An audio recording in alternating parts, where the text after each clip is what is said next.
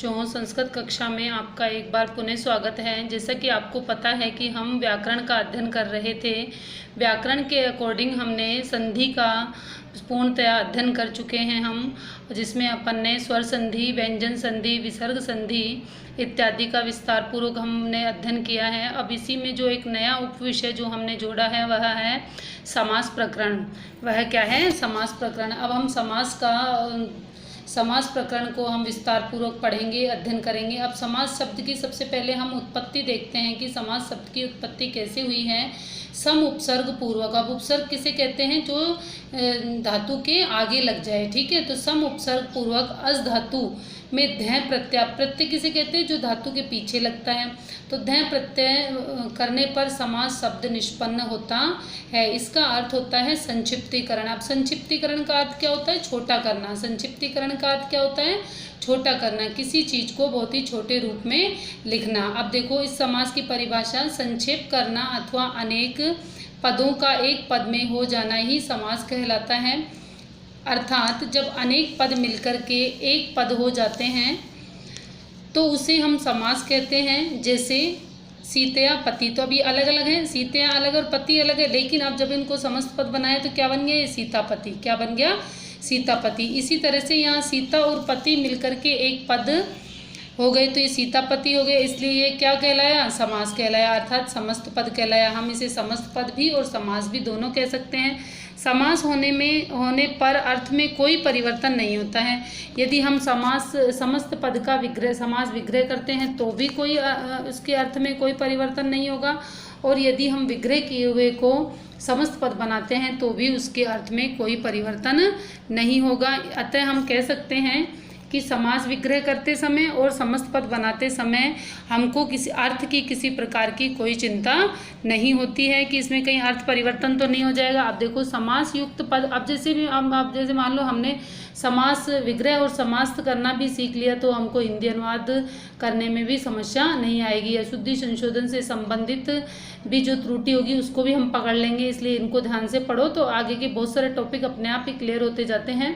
देखिए समास युक्त शब्द, समास युक्त पद या शब्द समास समस्त पद कहलाता है। समस्त पद का मतलब होता है समास, मतलब छोटा, संक्षिप्तीकरण, है ना।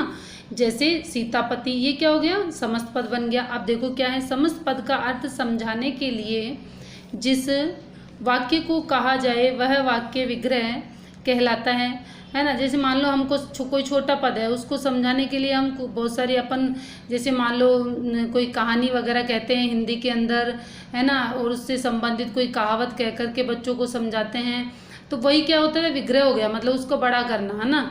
तो संस्कृत में हम उसको क्या कहते हैं? विग्रह।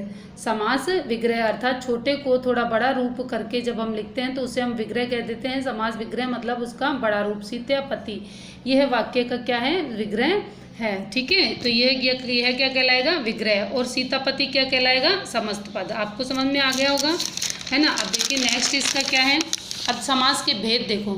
समास के भेद वैसे तो मुख्यतः 6 ही होते हैं, सबको पता है, अपने यहाँ भी 6 हैं, लेकिन हमारे यहाँ पर इन्होंने क्या कर रखा है कि जो तत्पुरुष समास है उसके 2 पार्ट कर रखे हैं, कर्मधारय और द्विगु। चूँकि हमको पढ़ने तो 6 के 6 ही हैं, है ना, लेकिन हमारे कोर्स में इन्होंने कौन कौन सा दे रखा है? देखो सबसे पहले तो दे रखा है अव्ययी भाव समास। अब इनके साथ में मैंने आपको एक चार्ट के थ्रू मैंने आपको समझाने की कोशिश की है कि ये बहुत ही छोटे रूप में और जल्दी याद हो जाएगा आपको। जिससे अव्ययी भाव समास है, इसमें पूर्व पद की प्रधानता होती है। इसमें किसकी प्रधानता होती है? पूर्व पद की प्रधानता होती है, और पहला पद अव्यय होता है, ठीक है। पहला पद क्या होता है? अव्यय होगा, और पहले पद की ही प्रधानता होगी, ठीक है। अब हम इसको विस्तार पूर्वक आगे पढ़ेंगे अभी, ठीक है ना। अब आगे जो दूसरा है वह हमारा तत्पुरुष समास है। इसमें प्राय उत्तर पद की प्रधानता होती है, इसमें उत्तर पद की प्रधानता होती है, और इसी के 2 भाग इन्होंने कर दिया, कर्मधारय और द्विगु, ठीक है। अब देखो जैसे मान लो हमको पता है कि हमको किसी घर में जाना है, ठीक है ना। अब किसी घर में जाना है तो मान लो एक पिता के 2 पुत्र हैं। अब अपन ने पिता से तो बोल लिया, लेकिन दोनों पुत्रों से भी तो बोलना पड़ेगा अगर हम किसी के घर में मेहमान बन के गए हैं तो। अब ऐसे ही यदि हमने तत्पुरुष पढ़ा है, अब पता है कि भाई तत्पुरुष के 2 भाग हैं, कौन कौन सा? कर्मधारय और द्विगु। तो हमको उतना ही अध्ययन कर्मधारय और द्विगु का भी हमको करना ही पड़ेगा। तो कर्मधारय समास में पूर्व पद तो विशेषण होगा और उत्तर पद क्या होगा? विशेष्य होगा। पहला पद तो क्या होगा? इसमें विशेषण होगा तथा दूसरा पद इसमें क्या होगा, विशेष्य होगा। अब पहला पद विशेषण कैसे होगा, देखो अब विशेषण किसे कहते हैं, जैसे मान लो एक आप अपने घर में देखोगे पंखा लगा हुआ है। अब पंखा तो विशेष है, पंखा तो विशेष है, ठीक है, हवा देता है क्योंकि, लेकिन अब उसका रंग कैसा है, काला है, सफ़ेद है, नीला है, पीला है, तो ये उसकी क्या होगी, विशेषता है। अब जैसे मान लो कोई एक छात्र खड़ा है सामने मेरे, है ना, अब मैं ये कल्पना करती हूँ कि एक कोई छात्र खड़ा है और उसका रंग काला है ना, तो अब काला रंग होना उसकी क्या होगी, विशेषता होगी, मतलब वह उसका विशेषण हो गया, ठीक है, इसको हम विशेषण कहते हैं, ठीक है ना। जो संज्ञा की विशेषता बताता है वही क्या होता है, विशेषण होता है। अब ठीक इसी तरह से अगला जो समास है वह हमारा द्विगु समास है। अब द्विगु समास में क्या होता है, पहला पद संख्यावाची होगा तो दूसरा पद संज्ञा ही होनी चाहिए, है ना, और यह हमेशा समूह अर्थ में होता है। अब देखो जैसे मान लो आपके पास में दशानन आ गया, अब 10 तो संख्या है लेकिन आनंद संज्ञा नहीं है, इसलिए एक बहुव्रीहि ये द्विगु समास नहीं होगा। द्विगु समास का उदाहरण तभी होगा जब दूसरा पद संज्ञावाची होगा। और हमको संज्ञा की परिभाषा भी आनी चाहिए। संज्ञा की क्या परिभाषा होती है बेटा, संज्ञा की परिभाषा मेरे को कमेंट के माध्यम से आप लिख करके भेजेंगे, ठीक है। जो व्यक्ति, वस्तु, स्थान इत्यादि का जो बोध करवाती है वही संज्ञा होती है, ठीक है ना। अगर किसी बच्चे को आती हो, वैसे तो मैंने इसमें बोला है, आती हो तो आप मुझे लिख करके भेजें संज्ञा की परिभाषा। अब इसी तरह से नेक्स्ट जो हमारा वह है बहुव्रीहि समास। अब बहुव्रीहि समास में क्या होगा, देखो अव्ययी भाव में तो हमने पहले पद की प्रधानता कर दी, फिर उसके बाद में तत्पुरुष समास में हमने उत्तर पद की प्रधानता कर दी। अब यहाँ पर ना तो पहले पद प्रधान होता है और ना दूसरा पद प्रधान होगा, अपितु दोनों मिलकर के कोई अन्य पद निकालेंगे, उसी की प्रधानता यहाँ पर हो जाएगी। अर्थात बहुव्रीहि समास में अन्य पद की प्रधानता होती है, ना तो पहला पद प्रधान होता है ना दूसरा पद प्रधान होता है, अपितु अन्य पद की प्रधानता होती है। ठीक इसी तरह से द्वंद्व समास है। अब द्वंद्व समास में क्या होता है, उभयपदी होता है। द्वंद्व समास क्या होता है, उभयपदी होता है, अर्थात इसमें दोनों पदों की प्रधानता होती है। इसमें पहले पद की भी प्रधानता होगी और इसमें दूसरे पद की प्रधानता होगी। अब देखो इसको मैं आपको समझाती हूँ। जैसे मान लो अपने हाथ हैं और पैर हैं, ठीक है, कान है और नाक है और आँख है, ये मान लो, तो हाथ का काम पैर कर सकते हैं क्या, नहीं कर सकते ना। अगर पैर को चलना है तो पैर ही चलेंगे, हाथ थोड़ी चल लेंगे पैर की जगह।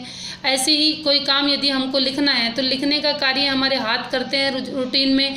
अगर जैसे मान लो किसी के हाथ नहीं है तो उसने शुरू से बचपन पैर से लिखने की करी है तो वो लिख सकता है ना। एक आध अपवाद होते हैं, लेकिन इसमें क्या होता है कि जैसे मान लो अब हमारा जो हाथ कार्य करता है वह कार्य हाथ ही करेगा, पैर वह कार्य नहीं करेगा। अर्थात जहाँ पर पैर की प्रधानता है वहाँ पैर की होगी, जहाँ हाथ की है वहाँ हाथ की होगी। अर्थात ये उभयपदी होता है और ये हमेशा द्विवचन और बहुवचन में ही होता है, यह कभी भी अकेला नहीं होता है। जैसे माता के स्थान पर पिता कार्य नहीं कर सकते और पिता के स्थान पर माता कार्य नहीं कर सकती, अर्थात माता की जगह माँ ही होगी और पिता की जगह पिता ही होंगे। अतः दोनों की ही विशेष प्रधानता है, अतः यह द्वंद्व समास कहलाएगा। अब आपको मेरे हिसाब से देखो समास के भेद बिल्कुल अच्छे से इस तरह से चार्ट के हिसाब से आप इसको याद करेंगे, ठीक है ना। ये देखो चार्ट के माध्यम से आप इसे याद करेंगे अच्छे से, है ना, पूरे प्रॉपर वे में मैंने आपको अच्छे से चार्ट बना के दिया है यहाँ पे। फिर हम इसको विस्तार से भी पढ़ेंगे, देखना बहुत अच्छा समझ में आ जाएगा आपको, ठीक है। अब ये देखो आगे देखो, समास के सामान्य रूप से 6 भेद होते हैं। समास के सामान्य रूप से कितने भेद होते हैं, 6 भेद होते हैं। परंतु संस्कृत भाषा में कर्मधारय व द्विगु समास को तत्पुरुष समास का ही भेद माना जाता है। अतः संस्कृत में समासों की संख्या कितनी बताई है, 4 ही बताई है, ठीक है। अब आगे देखो 4 ही मानी गई है। अतः कक्षा 10वीं के पाठ्यक्रम के अनुसार अब हम इसका क्या करेंगे, अध्ययन विस्तार पूर्वक करेंगे। अब देखो गृह कार्य में आपको क्या करना है, समास की परिभाषा लिखनी है, जो कि मैंने आपको वहाँ लिख करके दी है। वहाँ से देख करके आप समास की परिभाषा लिखेंगे, समास के भेद लिखेंगे, पूरे बिल्कुल चार्ट जैसे बना करके। अब रिवीजन का जो टेस्ट है आपका वह देखो, समास शब्द की व्युत्पत्ति लिखनी है आपको कि समास शब्द की व्युत्पत्ति कैसे हुई है। ऐसे ही पूर्व पद की प्रधानता कौन से समास में होती है, पूर्व पद की प्रधानता कौन से समास में होती है। ठीक इसी तरह से उभयपदी समास कौन सा होगा। समूह अर्थ वाले समास का नाम भी लिखना है आपको। कर्मधारय समास की पहचान बतानी है। एक बार मैं रिपीट कर देती हूँ प्रश्नों को।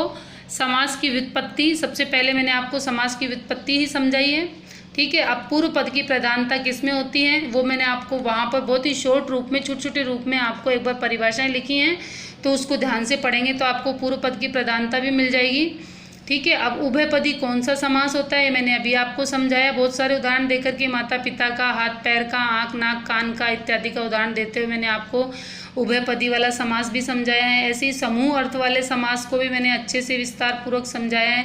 कर्मधारय समास में भी मैंने उदाहरण देकर के आपको समझाया है ना।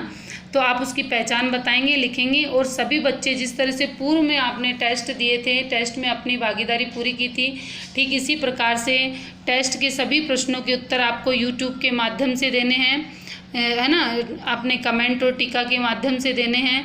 छात्र अपना नाम और कक्षा भी लिखें और सभी बच्चों का टेस्ट में भाग लेना अनिवार्य है। और जो भी प्रश्न में आपको, यदि किसी भी प्रश्न में आपको ऐसा लगे कि हमको समस्या आ रही है, तो आप मुझे कमेंट के माध्यम से पूछ सकते हैं, तो मैं आपको उसका जवाब निश्चित रूप से दूंगी। घर पर रहें, सुरक्षित रहें। जय हिंद, जय भारत।